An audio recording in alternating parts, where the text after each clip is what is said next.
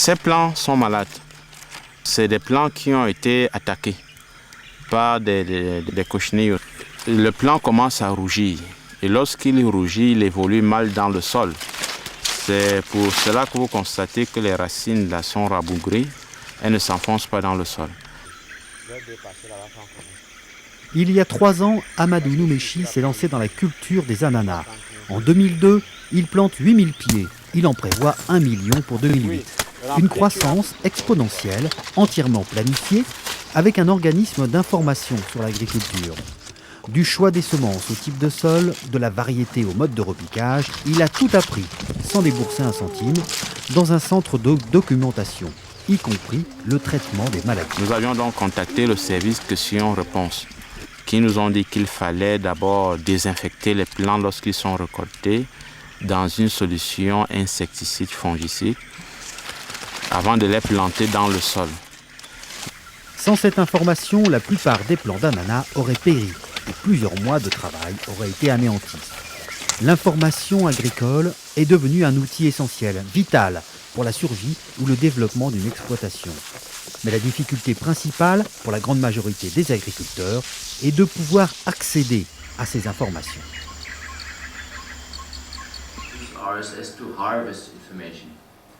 Depuis une vingtaine d'années, un organisme financé par l'Union européenne travaille à améliorer l'accès à l'information au profit des agriculteurs d'Afrique, des Caraïbes et du Pacifique.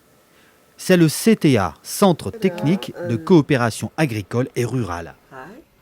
Le CTA est impliqué dans de nombreuses formations et publications.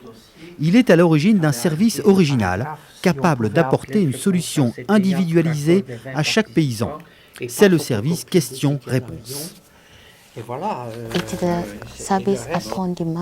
Il s'agit d'un service à la demande. Nous proposons de l'information qui correspond aux besoins réels des gens. Nous ne les obligeons pas d'accepter n'importe quelle donnée. Nous attendons qu'ils nous posent des questions avant de proposer l'information qui correspond. Exemple concret ici au Cameroun, avec ce producteur qui avait repéré une bonne occasion de gagner de l'argent à Yaoundé, la capitale.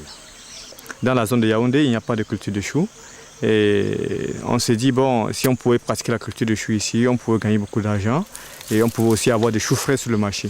On a fait la demande au SQE et finalement, ils nous ont fourni des informations qui nous ont aidés à mettre en pratique la culture de chou. C'est rentable ? Oui, absolument, c'est rentable. Parce que la tête de chou que nous vendons ici à 200 francs, si la même tête de chou qui vient de l'Ouest est vendue à 200 francs, nous considérons que nous avons peu de bénéfices parce que nous n'avons pas payé de transport. Donnez-moi le prix, si je vous en prie. 1000 francs. 1000 francs, vous ne prenez pas 600 francs. Non. Dernier prix, c'est 1000 francs. Les informations, elles, totalement gratuites, sur la culture des choux proviennent d'ici, le SQR de Yaoundé. C'est un des 32 centres existants. Il emploie 5 personnes, ingénieurs agronomes, documentalistes et vétérinaires, dont la mission est d'apporter une réponse individualisée à chaque demande. Ils ont à leur disposition un fonds documentaire important et font appel à des experts extérieurs lorsque les questions sortent de leur champ de connaissances. Car ici, il y a peu ou pas de limites aux questions posées. Les domaines couverts touchent effectivement tous les aspects du développement rural, c'est-à-dire aussi bien la production agricole, l'élevage, le commerce, la transformation des produits agricoles, l'artisanat et parfois des problèmes liés à la santé pour les populations rurales. Voici en vert les services questions-réponses en Afrique. Ajoutés aux pays des Caraïbes et du Pacifique, 7000 réponses ont été apportées l'an dernier. Tous ces pays rencontrent la même difficulté, celle d'établir le contact avec les producteurs les plus éloignés. Chaque centre élabore alors ses solutions. Ici à Yaoundé, une fiche de renseignement est insérée à l'intérieur de quotidiens nationaux distribués sur tout le territoire. Les gens peuvent déposer leurs questions dans les différents points focaux que nous avons à l'intérieur du pays. Certaines personnes nous font plutôt une correspondance dans laquelle ils disent clairement ce qu'ils veulent. Les gens nous envoient les mails, on reçoit par la boîte postale, donc par tous les moyens, on obtient les questions des producteurs. Un système qui laisse malheureusement de côté les paysans illettrés, et ils sont nombreux. Le centre de documentation a alors mis en place un autre service, Allo Ingénieur. Le principe est simple, les informations sont données au téléphone, entièrement oralement. Le producteur ou la productrice bip en composant un numéro gratuit. L'ingénieur agronome laisse sonner, puis il rappelle son interlocuteur. Allô?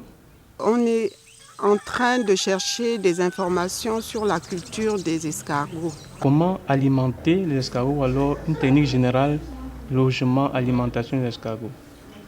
Bien entendu, cela suppose de disposer d'un téléphone et que le réseau fonctionne près de chez soi.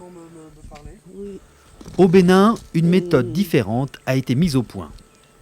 On met des bons de valeur à disposition des agriculteurs dans une commune proche de chez eux. Nous sommes ici à une journée de piste de la capitale, dans une petite radio rurale.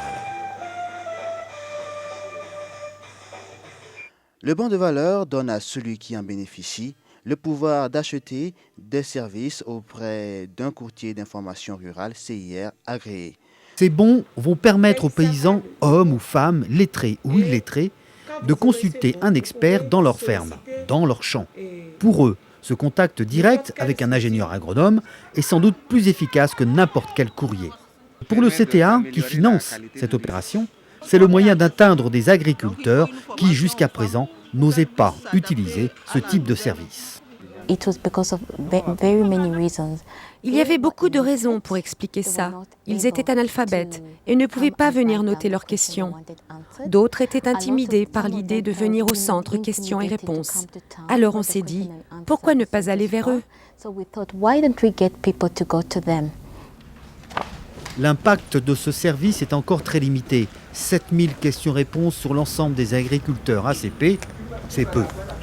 Mais en allant vers eux, en les sollicitant, ce système pourrait se développer rapidement, au bénéfice de tout le monde rural, car l'amélioration de l'agriculture est sans doute la clé de voûte du développement des pays du Sud.